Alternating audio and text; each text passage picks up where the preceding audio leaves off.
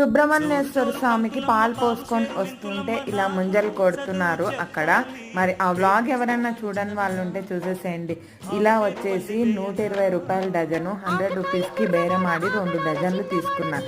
ఇప్పుడు వచ్చే సీజన్స్లో ఎండాకాలంలో ఇంకొక వారం రోజుల వరకు వస్తాయట ఈ ముంజలు. ఇంకా సీజన్ అయిపోయింది అని చెప్తూ ఉంటే సరే 2 డజన్లు తీసుకున్నాను. ఎండాకాలంలో ఇవి ఎక్కువగా తింటే మంచిది, డిహైడ్రేట్ అవ్వదు.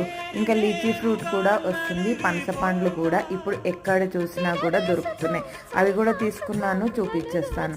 దాని వాటర్ మటుకు లేవు, అన్నీ కూడా వాటర్ వెళ్ళిపోయినాయి. ఏదో ఒకటో రెండిట్లో ఉన్నాయి. కానీ ఇలా ముంజలు తింటే మంచిది ఎండాకాలంలో.